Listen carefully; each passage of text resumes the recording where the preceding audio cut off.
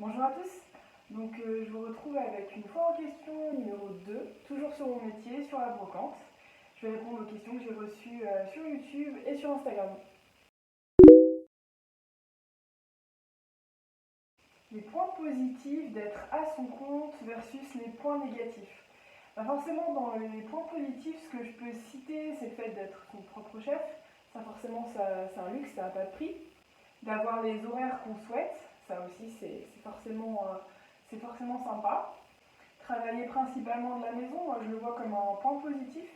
Pas que je sois casanière, mais un peu quand même, donc c'est vrai que j'aime bien, même si j'ai une partie de mon boulot qui se passe dehors pour aller chiner.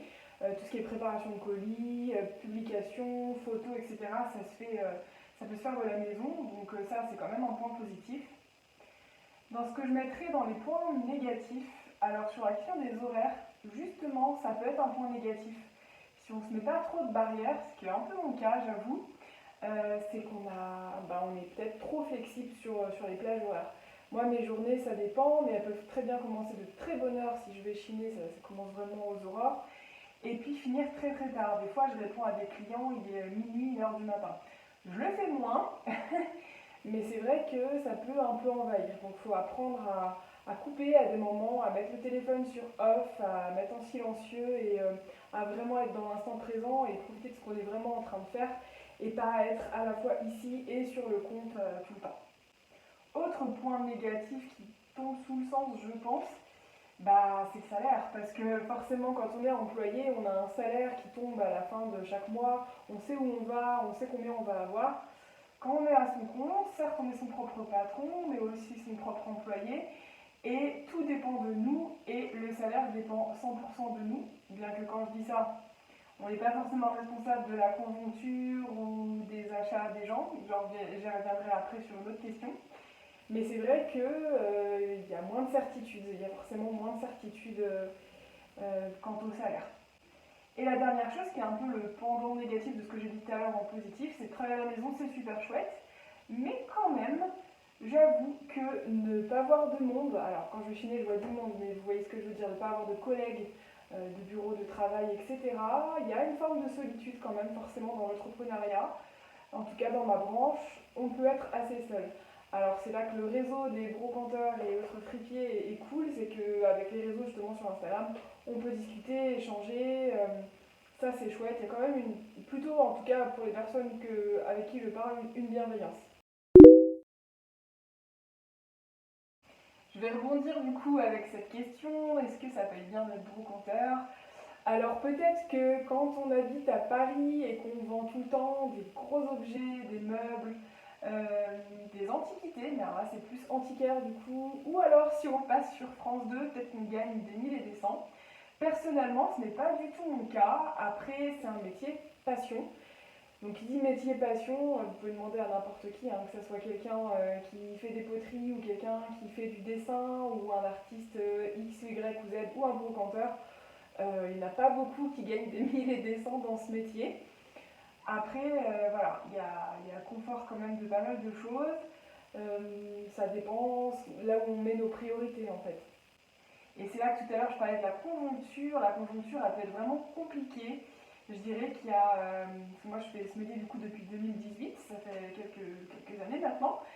Et autant, je dirais, jusqu'en 2021, c'était super. Il y avait vraiment l'expansion de la consommation de seconde main, du vintage, etc. Donc vraiment, c'était bien. Je pouvais avoir un SMIC. Alors, ce qui paraît très peu pour certaines personnes, mais moi, ça me convient. Mais c'est vrai que là, avec tout ce qui s'est passé, hein, le domaine n'est pas épargné. C'est comme tout le reste, il y a eu une crise, il y a eu une guerre. Ça s'effondre plus. Les Français ont des difficultés d'argent, c'est pas nouveau. Et donc forcément, ça s'en ressent énormément. Là aussi, j'ai discuté avec des collègues brocanteurs, fripiers. Je ne suis pas du tout la seule comme ça. On est plusieurs à être dans ce cas-là. Le commerce, de façon générale, ne va pas super bien. Après, des crises, il y en a toujours eu. Donc, est-ce que c'est juste une vague? Est-ce que ça va revenir? Peut-être. Je ne peux pas savoir. Ça n'empêche que c'est vrai que si ça continue comme ça, sans arrêter mon entreprise, ça serait vraiment dommage. mais je regarde quand même pour éventuellement avoir un deuxième travail d'appoint. Là, fin d'année, j'ai beaucoup de boulot avec justement les fêtes, etc. Je fais une sélection particulière, j'en reparlerai dans des prochaines vidéos. Mais début 2025, si ça reste comme ça, va falloir peut-être changer son fusil d'épaule, parce que c'est vrai que j'ai essayé beaucoup de choses très différentes. Je vous avais montré aussi la box vintage que j'ai fait. J'ai tenté aussi de proposer une carte cadeau. D'ailleurs, si vous êtes intéressé, elle est valable. Justement, j'ai ouvert cette chaîne YouTube pour essayer de toucher une plus grande audience également. Je suis quand même pas mal suivie. Il y a pas mal d'entre vous qui regardent mes vidéos assez régulièrement. Je peux le voir dans les petites statistiques. Après, ça ne suit pas forcément au niveau des abonnements. Donc si vous posiez la question, je ne suis pas du tout rémunérée sur YouTube. Peut-être qu'il y a plusieurs années, c'était plus facile de se faire rémunérer sur YouTube, mais maintenant on me demande quand même d'avoir un nombre de vues et surtout un nombre d'abonnés que je n'atteins pas du tout pour le moment. Donc je ne suis pas payée, y compris quand vous avez des publicités, parce que j'ai vu que des fois il y a des publicités sur mes vidéos. Bon, je suis assez surprise, mais en tout cas moi je ne touche rien pour le moment, et si un jour ça a été le cas, je vous le dirai et je le verrai comme un complément en fait de salaire, parce que c'est assez chronophage de faire des vidéos, même si c'est complètement un plaisir et que je n'y parle pas que de vintage et de brocante, je parle aussi des choses autres qui me tiennent à cœur, notamment mes animaux, la décoration, ce genre de choses. C'est vrai que ça prend du temps. J'essaie de faire une vidéo par semaine, je m'y tiens plutôt bien. Il n'y a que 2 fois, je crois, où j'ai sauté une semaine. Pas nécessairement par manque de contenu, mais parce que j'étais trop occupée ou trop fatiguée. En tout cas, si un jour j'en venais à être rémunérée, ça serait vraiment une joie et un complément, comme je le disais. Et dans ce cas-là, j'essaierai d'investir dans le matériel, parce que là, je filme tout le temps avec un iPhone 8, donc je me doute que la qualité n'est pas forcément la plus folle, mais je filme avec ce que j'ai. Et comme encore une fois je ne touche rien, forcément je ne vais pas investir dans du matériel, en tout cas pour le moment. Bien sûr, je peux vous partager des comptes que moi-même je suis et que moi-même j'aime beaucoup. Alors c'est vrai qu'avec le village des brocanteurs, je vous ai déjà présenté pas mal de collègues, justement, que ce soit des fripiers ou des brocanteurs plutôt régionaux, du coup, pardon, de la Vienne, pas forcément que de Poitiers, mais de la Vienne en tout cas. Mais c'est vrai que j'en suis d'autres sur Instagram. Comme ça, il me vient en tête la mauvaise réputation. Alors quand même, elle est assez connue, donc peut-être que vous connaissez déjà. Elle fait principalement des meubles, des chaises, des tabourets, euh, de base en formica pour la plupart, et elle récupère aussi de vieilles cartes scolaires de géographie. Et en fait, elle vient apposer dessus, et je ne sais pas exactement quelle est sa méthode, mais du coup, elle recompose comme ça avec des anciennes cartes et des meubles qui ne sont plus forcément en bon état, et ça donne des pièces très sympas. Je pense que je vais vous mettre des images sur la vidéo, ça sera plus parlant, mais n'hésitez pas à aller voir en tout cas son compte Instagram et les comptes Instagram des autres personnes que je vais citer. Un compte que j'aime beaucoup également, alors elle est moins connue, je crois qu'elle a moins d'abonnés que moi, après ça veut rien dire. Je ne sais pas si elle a une boutique en ligne, en tout cas elle vend via Instagram comme moi. C'est la Chine du numéro 3. J'aime vraiment beaucoup ses sélections. Il y a plein d'objets qu'elle chine que j'aurais pu chiner moi-même, et elle a des prix vraiment mais tout doux, très raisonnables. Donc pareil, je vais vous mettre quelques images. J'adore son travail et ça me fait vraiment plaisir de le partager avec vous. Un autre compte auquel je pense tout de suite, mais pareil, elle est très connue, elle s'appelle Natacha et c'est de la page Instagram Mrs Vintage. Donc elle, pour le coup, elle a un site internet, j'en suis certaine. C'est des prix un petit peu plus hauts, mais elle a une très belle sélection. On est vraiment à mi-chemin entre la brocante et l'antiquité, je trouve. Elle a vraiment un univers, c'est très doux, très féminin, je trouve. Il y a du laiton, des jolies matières, il y a beaucoup de tableaux, il y a une belle sélection de tableaux. Faites-y un tour, c'est vraiment chouette ce qu'elle a. Rien que pour les yeux, si vous ne pouvez pas acheter, c'est vraiment super. Et enfin, je vais vous parler du conte La Pagaille de Lulu. C'est pareil, elle a une très belle sélection, il y a énormément de rotans. Si vous aimez ça, foncez. Au niveau des prix, peut-être un petit peu plus élevé que les miens, oui, je pense, mais ça reste quand même raisonnable. Et vraiment, il y a de très très belles pièces. Et puis ses mises en scène sont superbes, son intérieur est superbe. Donc c'est vrai que c'est pareil, c'est extrêmement agréable. Encore une fois, quelques petites photos pour que vous voyez un peu son univers. les anecdotes. Alors ça c'est marrant parce que j'en ai donné quelques-unes, j'en ai donné 3 je crois dans la première. Là je vais vous en donner 2. Je sais pas s'il faut en rigoler ou être un peu surpris, peut-être un peu des deux, selon vous me direz ce que vous en avez pensé. Il y a une fois du coup en vide-grenier j'étais en train de chiner et sur un stand qui était tenu par un monsieur, il y avait un pichet de la marque VMC, Hermé vert, avec des papillons, je sais pas si vous voyez, je vous mettrai peut-être une image aussi. Et du coup je m'approche pour regarder ce pichet de plus près. Et le monsieur tout de suite vient vers moi pour essayer de m'alpaguer pour que je lui achète. Et je lui demande le prix, donc ça me convenait. Et puis je regarde sous toutes les coutures et puis je vois qu'à un endroit il est fissuré, mais vraiment en plus une grande fissure, enfin, je n'allais pas l'acheter. Donc en le reposant, je lui dis je ne vais pas vous le prendre parce qu'il y a une fissure. Et là le monsieur s'énerve, mais pas après moi, hein, il s'énerve vraiment en l'air. Mon mari était avec moi comme toujours et lui aussi il a été complètement sidéré par sa réaction. Parce que du coup le monsieur a empoigné le pichet, a regardé, de quoi? Mais c'est vrai, c'est fissuré. Et c'est de la lettre M, 5 lettres, vous voyez de quoi je parle, je ne veux pas dire de gros mots sur YouTube. Et là, je ne sais pas pourquoi il l'a pris et il l'a jeté par terre, alors derrière lui, hein, pas vers moi du tout, derrière le stand, c'était dans l'herbe. Je ne sais pas pourquoi il a eu cette réaction. Alors en plus, le pichet, c'est pas du tout brisé. Comme c'était dans l'herbe et qu'elle n'était pas tendue, en plus, il a eu ce truc de rebondir. Alors c'était un peu ridicule. Enfin déjà, la situation était un peu ridicule, mais là, c'était encore plus ridicule. Alors je sais pas, est-ce qu'il a eu peur que je le prenne pour un arnaqueur qui vendait des objets cassés? Je sais pas. Mais je l'ai regardé avec un visage un peu crispé et puis j'ai accéléré en fait, j'ai pressé le pas et je suis partie. Je me dis pourquoi il s'énerve comme ça, enfin, voilà. Donc ça c'était la première anecdote. Et la deuxième, alors je chine absolument partout, je l'ai déjà dit plusieurs fois en vidéo et c'est pareil, mais je pense que s'il y a des brocanteurs qui passent par là, vous comprendrez. Je chine également en vacances. Il y a une région que j'adore, c'est la Dordogne et pour chiner je trouve que c'est vraiment super. Donc on était en Dordogne en vacances et donc j'étais sur un grenier et je chinais. Et alors c'est un objet maintenant que je ne vends plus, j'en ai vendu pas mal, mais bon ça plaît plus trop, donc j'en vends plus.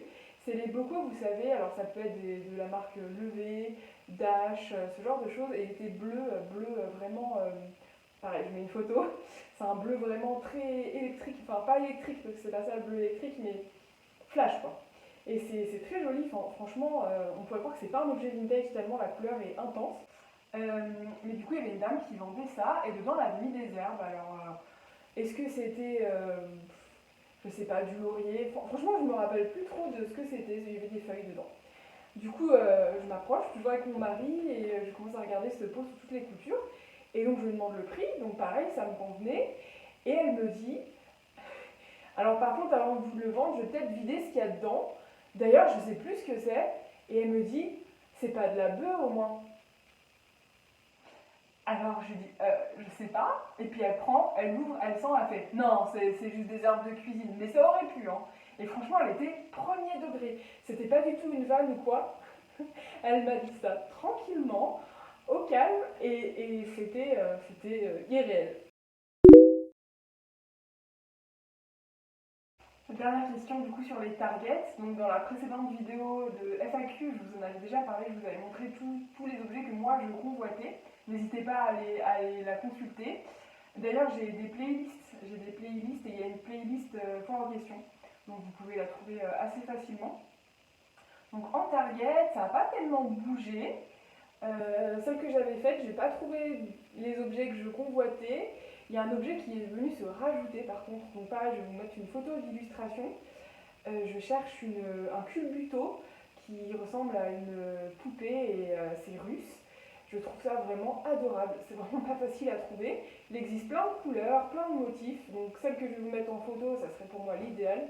Vous ne serez pas surpris par rapport à mon intérieur et si vous avez vu mes vidéos sur la pièce de vie, etc.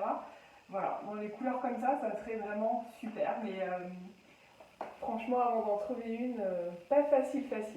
Voilà, j'espère avoir répondu à toutes vos questions. Elle était plus courte que la dernière fois, largement, il y avait moins de questions. Si vous en avez d'autres, n'hésitez pas à les mettre ici ou alors sur Instagram. J'y répondrai avec joie, peut-être dans une troisième édition.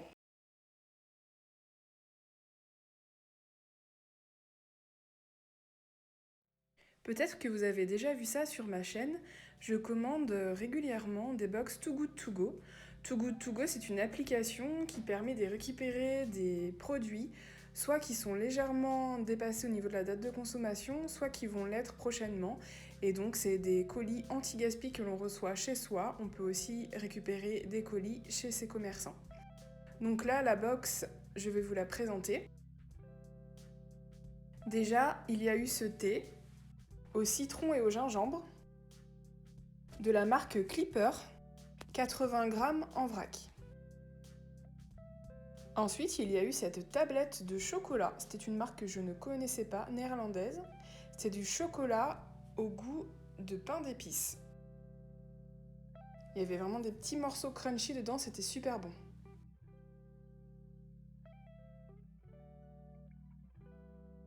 On a reçu également des épices Ducros pour faire un chili. Donc c'est très sympa, il y a la recette dessus et ils vous disent quoi ajouter et puis c'est déjà tout prêt.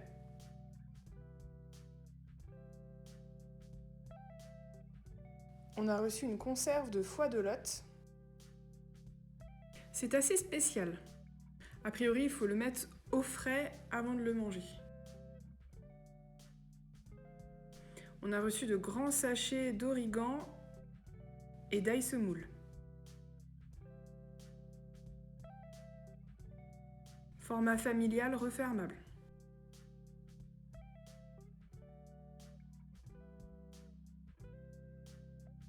Ensuite, il y avait cette bouteille de Lipton pétillant, donc du thé à la pêche. Un autre thé glacé, cette fois de la marque Arizona, à la pêche également, avec une pointe de miel. Une boisson végétale au goût caramel et café, à boire chaud ou froid. 2 briquettes de crème de coco, idéales pour faire des plats type asiatique, etc.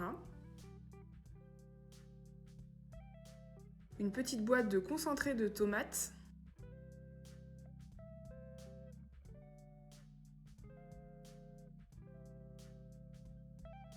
Des olives apéritives avec du lupin également et un peu de poivron.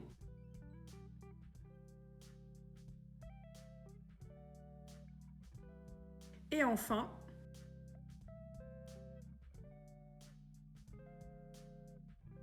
à nouveau un bocal d'olives, cette fois-ci au citron et au thym, de la même marque, la marque Tramier. La box était à 17,99 €, donc ce qui vaut vraiment le coup. Je vous montre le flyer. N'hésitez pas à faire pause.